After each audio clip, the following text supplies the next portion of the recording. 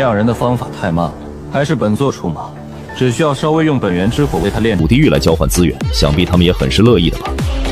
是，族长。轩哥，你还是失败。 It seems that Battle Through the Heavens is finally bringing us to the point where the main events of the story can no longer avoid a confrontation with a true enemy. Tiandi is no longer staying somewhere in the shadows, watching everything unfold through his subordinates.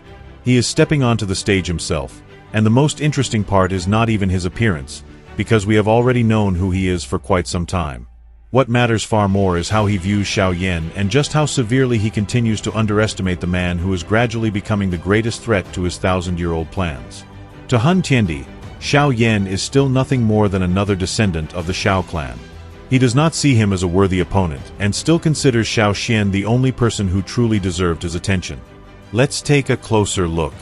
And first, leave a like and write a comment to support the channel. Yes, this is a landmark event in the history of Battle Through the Heavens. We have already been officially shown the main villain, Tiandi, several times.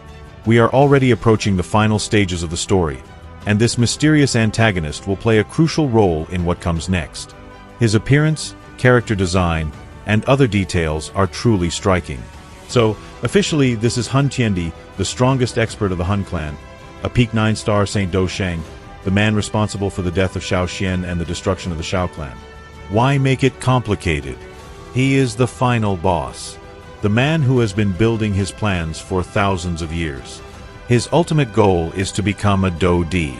Just imagine, this is how Tiandi makes his first appearance in the Donghua, initially in such a friendly atmosphere, before everything suddenly turns into a massacre. He certainly doesn't look like the main villain, does he? What do you think of his appearance?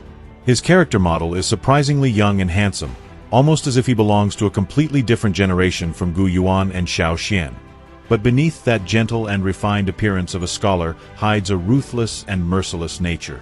Tiandi's character model is incredibly impressive. He received news that Xiao Yan had defeated the Hall of Souls and become the new ruler of the Central Plains. Yet, just like Mi Shang, he still looks down on Xiao Yan. After being mocked, he massacres an entire city while Gu Yuan remains inactive. Tiandi, whose name can also be understood as Soul Emperor, makes a striking entrance dressed in white. His scholar-like appearance conceals a massacre carried out to establish his authority.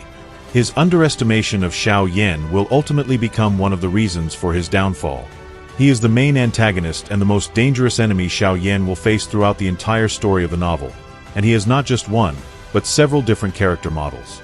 The poster for the battle between two emperors is extremely impressive, but surprisingly, during his first appearance he takes on a completely different form, that of a scholar dressed in white. Tiandi wears a simple white robe without any extravagant decorations. Despite its simplicity, it radiates elegance. His long black hair naturally falls over his shoulders, emphasizing his refined appearance. Everyone addresses him as Sir. With the jade pendant hanging from his waist and the silver fan in his hand, Tiandi truly gives off the aura of a noble gentleman.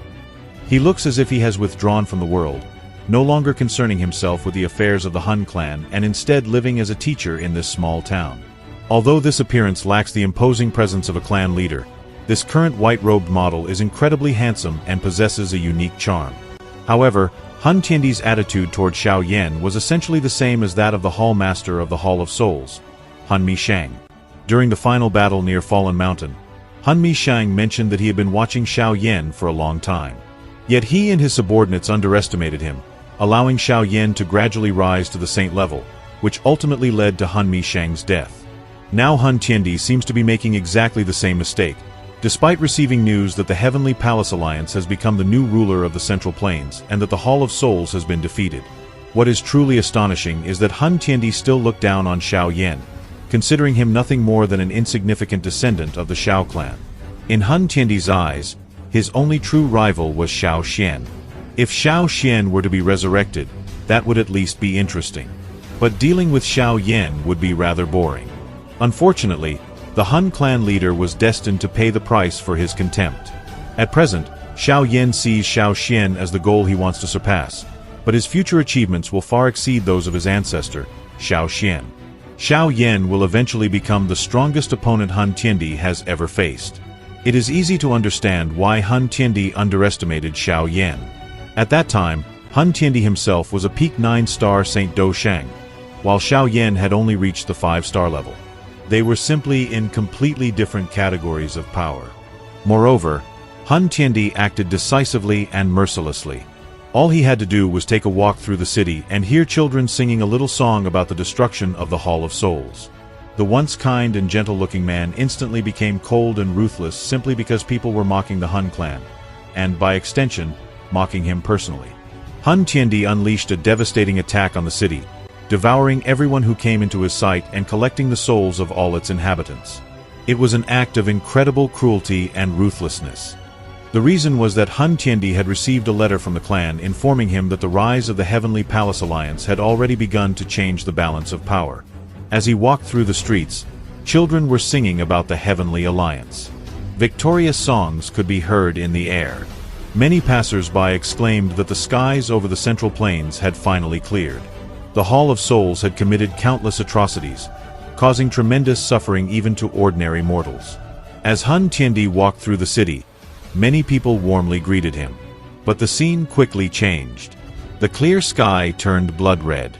Soul Emperor created a terrifying magical barrier, and those ordinary mortals were instantly reduced to ashes, demonstrating just how merciless he truly was. He did not spare even the weakest civilians. The massacre carried out by Tiandi was truly horrifying, proving that he rightfully deserves the title of one of the most terrifying villains in the story. However, the more he acted in this way, the more incompetent Gu Yuan appeared. After all, Gu Yuan was a peak 9-star Saint Do Shang who constantly monitored and feared the Hun clan. He should have known about Soul Emperor's ruthless actions, yet he did not stop them, apparently choosing to stand aside and do nothing, or perhaps simply unwilling to escalate the conflict. As some viewers pointed out in the comments, Tiandi dressed in white looks harmless and noble, but his heart is filthy, despicable, and vicious. After the destruction of the Hall of Souls, instead of organizing his subordinates and preparing retaliation, he used his overwhelming power to vent his anger on the inhabitants of an entire city. Now that's the kind of villain you don't come across every day. By the way, what do you think about the idea of making a comparison of the main villains from different Donghua? Let me know in the comments if you would be interested. This storyline caused some controversy, and many fans of the original novel felt that destroying ordinary civilians in the city was too simplistic. Perhaps the creators chose this approach specifically to emphasize Tiandi's ruthless and almost insane side. As for his design and character model, Tiandi is probably one of the best-looking models in the anime right now. Honestly, when I first saw him, many people probably thought he was from a completely different anime. He has smooth, flowing hair and handsome, refined facial features. But this is exactly where Tiandi could make the same mistake that Mishing already made, giving Xiao Yan far too much time to grow. Because there is far more behind everything that is happening than an ordinary struggle between two of the strongest factions. Tiandi has been building his plan for thousands of years, gradually moving toward the goal for which the Hun clan destroyed numerous ancient clans and gathered the necessary power and resources. And now that Xiao Yan is getting closer and closer to the peak, their confrontation is becoming almost inevitable. The most interesting part is that so far, we have only seen the consequences of Tiandi's actions. His true plan has yet to be fully revealed. Why did he need all these sacrifices? Why has he followed this path for thousands of years? And most importantly, what will happen when he finally realizes that the insignificant descendant of Xiao Xian he once refused to take seriously has already become his greatest enemy? That is why Tiandi's appearance is not simply another scene introducing the main villain. It marks the beginning of the final confrontation that Battle Through the Heavens has been building toward for years.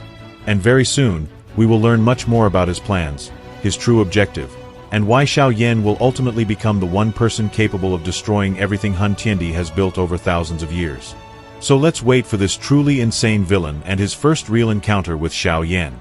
What will happen when these two finally meet? And if you want to see more videos like this, subscribe to the channel and leave a like. See you soon.